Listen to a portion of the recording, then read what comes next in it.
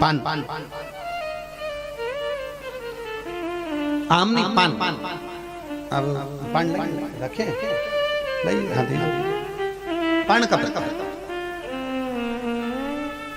ये जो पान होता है ये पान का पत्ता इस तरह से उसको रखा जाता है। अब आपके यहाँ पर जो रखते हैं बहुत दोनों तीनों चीज का स्मरण करिए, देखिए बहुत ध्यान देना इस कथा पर। जब हम किसी मकान का मुहूर्त कर रहे हैं, मकान नए मकान में प्रवेश कर रहे हैं, नूतन मकान, तो उसमें ये पान का पत्ता कलश के अंदर आएगा। किसी देवी की स्थापना कर रहे हो, मकान में आप पहले से रह रहे हो और उसमें अगर आप रह रहे हो और किसी देवी देवता की स्थापना कर रहे हो, गणेश जी की स्थापना कर रहे हो, तो उसमें आम का पत्ता आएगा। काय का पत्ता आएगा? आम। यदि आप पूर्वजों के लिए, पितरों के लिए कोई अनुष्ठान कर रहे हैं, तो उसमें आम का पत्ता, पीपल का पत्ता और पान का पत्ता तीनों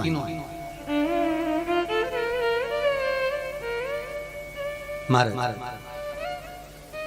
तो ये जो पान की गणना करी है, इस पान की जो गणना है ये मध्य से, इसमें लक्ष्मी का अधिवास कहा गया। काय का अधिवास क्या है? लक्ष्मी। हम तुम्हें सेवा में लक्ष्मी को देते हैं। शिव कह रहे हैं सेवा में लक्ष्मी जाएगी कार्तिक के पास, सुख का अनुमोदन कराएगी, सुख का फल देगी। ये कार्तिकेय जी ने पूछा पान कौन?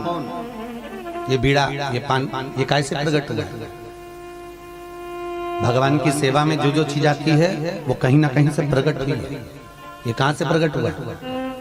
पान कहां से पैदा हो गया? इसकी कथा आप लोगों ने सुनी होगी, स्कंद पुराण में वर्णित है। अमृत का कलश जब धन्वंतरी देवी ने निकाला है, धन्वंतरी जी ने, तो अमृत के कलश को जब निकाला गया, उस अमृत के कलश को लेकर देवता जा रहे थे, राक्षसों ने छुड़ाकर उसको एक स्थान पर छुपाया कि देवताओं के हाथ न लगे। तो छुपाया तो कहां छुपाया? जहां पर इंद्र का ऐरावत बंधा हुआ था।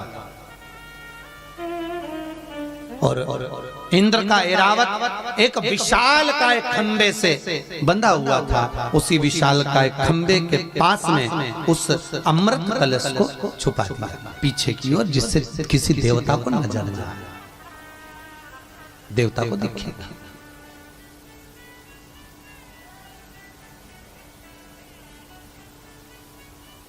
अब सारे देवता अमृत ढूंढ रहे हैं। राक्षसों को मालूम है कि ये अमृत का कलश हमने जहां पर हाथी बंधा हुआ है, ऐरावत बंधा हुआ है, उसी के पास में उसको छुपाया हुआ है। देवता उस अमृत का कलश ढूंढते रहे। अमृत के कलश को एक असुर लेकर जाने का प्रयास करा, तो उसमें से एक अमृत की बूंद भूमि पर गिर गई। भूमि पर गिरने से उससे एक बेल उत्पन्न हुई। वो बेल जहां हाथी बना हुआ था, उस हाथी बंधे हुए खंबे पर चढ़ गए। अब हाथी के बंधे हुए खंबे पर जब वो बेल चढ़ी, अमृत की बूंद से प्रकट, तो उस बेल को ऐरावत ने देख लिया और भगवान इंद्रदेव से कहा कि इसमें कुछ रस तत्व नजर आता है। इंद्र ने उस बेल को लिया और उस पत्ते को लेकर इंद्र उसको लेकर ब्रह्मा जी के पास पहुंचे। ब्रह्मदेव, ये पत्ता क्या है? ब्रह्मदेव ने कहा ये ऐरावत के बंधने वाले खंबे पर जो बेल अमृत के कलश से चढ़ी है, उससे उत्पन्न हुआ है। पर इस पत्ते में कामदेव का वासा होगा। इस पत्ते कामदेव का वासा होगा। तो इतने में उसी पत्ते को दरिद्रता देवी निकल के जा रही थी। तो उस दरिद्रता देवी ने उस पत्ते को तोड़ दिया। तोड़कर दरिद्रता ने उसके आगे का भाग और पीछे का भाग झूठा कर लिया। किसने? जम के बोलिए। दरिद्रता। आगे का भाग और पीछे का भाग दरिद्रता देवी ने झूठा कर लिया। तब इंद्र से ब्रह्मा जी बोले ये पान पूजन में तो काम आएगा क्योंकि अमृत के तुल्य है, पर जब जब इसे कोई व्यक्ति पाएगा तब आगे का भाग और पीछे का भाग अगर पूरा लेकर पा लिया तो उसके घर में दरिद्रता का निवास हो जाएगा। कभी आप तमोली के यहाँ गए हो, जो पान की दुकान पे पान बनाता है, तो उसके यहाँ देखना वो आगे का भाग कैंची से काटता है, पीछे का भाग कैंची से काटता है, तब जाकर उस बीड़े को समर्पित करता है। और इस पान की बड़ी महत्वता है। सुपारी कत्थे के साथ खाओगे चल जाए, पान कभी रात को नहीं खाया जाएगा, ध्यान देना। पान अगर रात को खाया है तो दूसरे दिन कुछ ना कुछ कष्ट रहेगा, शरीर में भी रहेगा और कुछ ना कुछ तकलीफ माइंड में भी रहेगा। रात को कभी पान नहीं खाया जाएगा।